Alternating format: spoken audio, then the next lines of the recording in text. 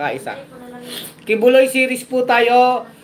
Kibuloy Criminal Syndicate series tayo. Ano bang update? Ito na nga po.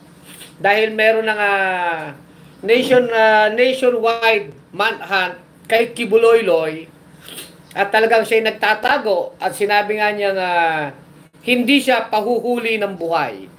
Anong ibig sabihin nun? Manlalaban, di ba? Kasi handa siyang mamatay. So ganun lang naman po ang interpretation dyan sa sinasabi niyang hindi siya magpapahuli ng buhay. Kasi ang gusto ni Kibuloy ay sundin ang kanyang mga kondisyon. Anak ka talaga ng tipaklong eh. Gusto niya special siya. Kaya lang, yun nga, dahil piko na rin sa kanya si Marcos Jr. at si Boyinging Remulla, kahit po si Senadora Risa Hontiveros, kahit ang PNP, ang sinasabi dito kay Kibuloy, sino ka naman para susundin namin ang kondisyon mo? Ikaw na nga itong may kaso at may warrant of arrest, di ba? So, ibig sabihin, walang kondisyon. Sumurrender ka unconditionally, o, di ba? Walang kondisyon. Kasi may 17 conditions siya, no? Sa Senate, tapos ang sabi niya, dapat daw hindi mamamakialam ang mga puti. Anong puti, ay batas yun eh, di ba? Kung may batas ang Amerika, may kaso ka sa Amerika, Kibuloy, kasong kriminal, hindi pwedeng diktahan ang Amerika kung anong gagawin nila. Di ba? Ganun lang po kasimple, no? Ngayon, ganito po yan. May nabanggit po ang Philippine National Police, no? Yung spokesperson ng Philippine National Police ay sinabi, paano po yan? At large si Kibuloy. Ibig sabihin at large, hindi pa makita-kita kung nasan. Pero yung kanyang 5 tagasunod na may kaso, kasama sa kaso po dyan, ay ayan. So yung isa doon, yung 5, yung isa doon ay inaresto, yung 4 sumuko. Si Kibuloy na lang ang hindi nagpapahuli ng buhay. Ngayon ganito. Yan nga po, sinasabi nung PNP, pwede na dito yung tinatawag na warrant of arrest, pero citizens arrest. Yan, naku, maganda yan. Ibig sabihin, dahil siya wanted, pinaghahanap ng batas.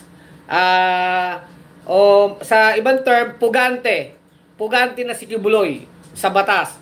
Hindi lamang sa Senado, kundi sa sa hukuman, ano? Pwede na siyang arestuhin ng kahit sinong mamamayang Pilipino. Ang tawag po doon ay warrant of citizens arrest. Ngayon, ano yung citizens arrest? O alimbawa ganito, nakita nyo si Kibuloy nasa tindahan. Pwede siyang arestuhin sa ngalan ng Republika ng Pilipinas ng kahit sinong mamamayang Pilipino. Kaya pwedeng arestuhin siya ng kahit sino. Ibig sabihin, parang ano yan yung alam nyo ang citizens arrest, yan yung ginagamit ng mga barangay tanod. By the virtue of citizens arrest, nang-aaresto sila ng mga taong gumagawa ng krimen. Yung mga caught in the act. Ibig sabihin, mga naaaktuhang gumagawa ng krimen, pwedeng arestuhin yan, citizens arrest. Ano pa yung isang bagay na po pwede? Kapag ang isang tao, dineclare na wanted, nagpugante, nagtatago sa batas, tumatakbo sa batas, kagaya ni Kibuloy, pwede po ang citizens arrest. So yan, pwede kasi ang mangyayari dyan, kahit sino talaga, police, tanod, concerned citizens, pwede, na-arrestuhin na siya. So hindi na lang to Senado, hindi na lang din na police, para siyang daga si Kibuloy. Kung sino maunang makadakma sa daga, ay aarestuhin siya. Ngayon, may mga nagtatanong nga Kulex, pwede bang patungan sa ulo? Pwede. Kung mamarapati na limbawa na kung talagang yan ay priority na hulihin at dapat naman talaga, pwedeng bigyan ng patong sa ulo. Lagyan ng reward money, no? Bounty hunter ang tawag doon, ano? Bounty hunting. Di ba pagka may mga patong-patong sa ulo, napapabilis po ang pagsakote sa isang tao, sa isang pinaghahanap ng batas, no? Kasi may patong. So pwedeng ang mangyayari diyan, kahit yung mga alagad ni Kibuloy-Loy, pwede siyang ilaglag, no? Sa ngalan ng salapi, sa ngalan ng pera na nakapatong sa ulo, di ba? Oh. Kaya iyan, kung citizens arrest yan, mas maganda diyan kung lalagyan ng patong sa ulo. Ay sinasabi naman ng kanyang mga DOJ, hanggat pwede daw madaan sa santong usapan, santong dasalan, pakiusapan, dapat daw yung mga abogado ni Kibuloy ay anuhin siya, kausapin siya. Ano ibig sabihin ng kausapin? Anuhin siya, kumbaga kumbinsihin na sumuko ng mapayapa. Pero mismo kay Kibuloy na nga nanggagaling na hindi siya papahuli ng buhay. O, di ba? Abangan ang susunod na bangkay. Nakabanata. Oh, di natin alam kung bangkay nga, kung laban, di ba? So, matitikman ni Kibuloy ang yung totoong tokhang, yung sa totoong tokhang. Di ba, Jaime? Paano pag nanlaban? Pwede ba patayin? O yun nga, nasagot ko na yan, Jaime, di ba? Pag nanlaban, kung papatayin na rin niya yung pulis, papatayin na din siya ng pulis. Ganun lang yun eh. Kung ano yung puwersa, what is just? Just in a, ano ba tawag doon? Yung justified na puwersa. Di ba? Yung appropriate lamang. Baka naman mamaya si Kibuloy nagma-magic lang na stop. Hindi naman pwedeng patayin yun. Kung parang nagdadasal lang siya kay Satanas, hindi naman, di ba? Kung hindi naman na threat sa buhay ng mga pulis si Kibuloy, hindi naman yan basta papatayin. Oh, di ba? Kita nyo naman tayo, fair pa rin tayo. Fair pa rin tayo, wow. Kaya nga ikaw, Kibuloy, huwag kang nagpapanggap na inaapi-api ka. In fact nga, ang special muna. Ako naman, kung tayo naman ang tatanungin, ano bang mas gusto natin? Mahuli si Kibuloy ng buhay o ng patay? Kayo, anong gusto nyo? Wanted, dead or alive? Ako naman, sa akin lang alam nyo naman tayo, gusto ko pa rin buhay. Bakit buhay? Makakapagsalita pa yan eh. Malay nyo, malay lang natin, kahit 0.0001% lang, na siya'y magsisisi, malay nyo, magsisi yan, at magsalita na ng katotohanan, kumbaga, bago magbigti, kagaya ni Judas, ay ilaglag niya na rin si Duterte na talagang ito ang kanilang mga transaksyon, yung mga armas-armas na binibigay niya kay Duterte at kay Sara Duterte, na yun ay totoo, malay nyo. Kaya maganda pa rin yan, mahuli ng buhay.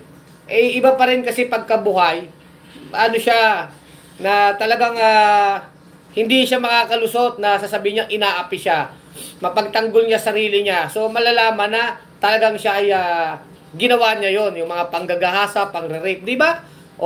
Kasi kung pinatayan ng pulis, tinokang ng pulis yan kasi nanlaban, ang masakit diyan, papalabasin pa na bayani yan.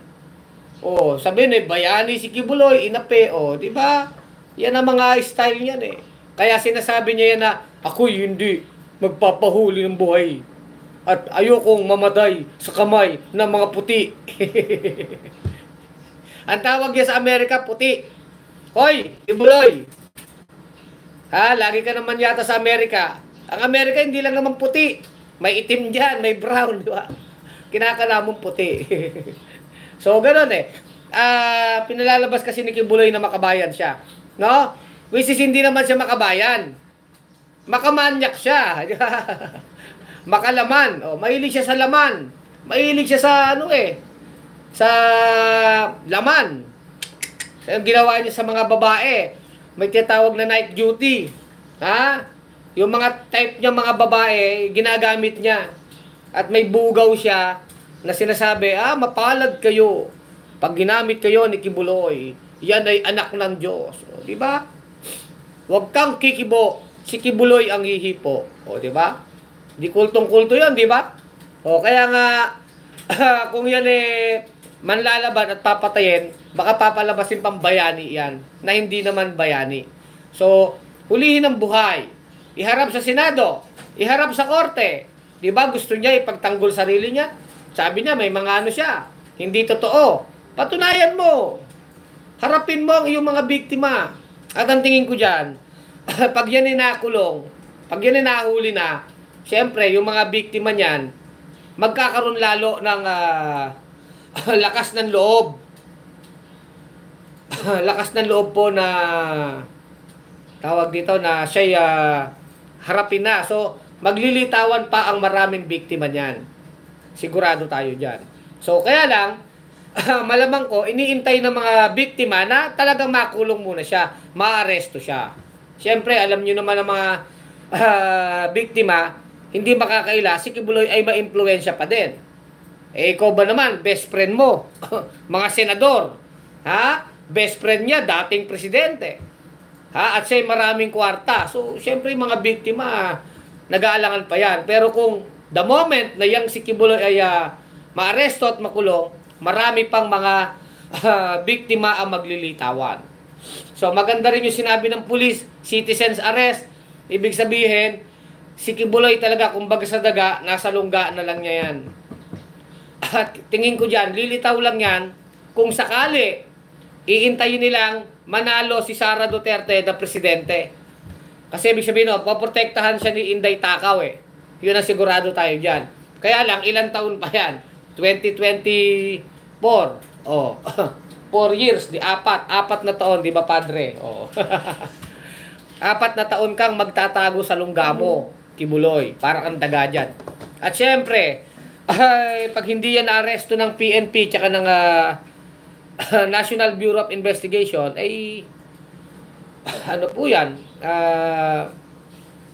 insulto sa kanila. May insulto ang administrasyon ni Bongbong Marcos pagka hindi na aresto si Kibuloy. So, abangan natin ang susunod na kabanata. So, hindi natin to tatantanan itong issue na ito ni Kibuloy. Citizens arrest. Yan na po ang sinasabi ng Philippine National Police. Araw ng kagitingan ngayon, kaya dapat mas maging matapang tayo para sa pagmamahal sa inang bayan. So, muli ito si Kulex Soliman, ang malupit sa katotohanan sa bunyog pagkakaisa. Mga kabunyog, mga kababayan, tuloy ang laban. Bunyog, bunyog, halikan na kasama ka. Bunyog, kapag buklod ay may pag-asa. Luzon, Visayas, Mindanao, isa ang pananaw. Sa bagong Pilipinas ang bunyog isisigaw.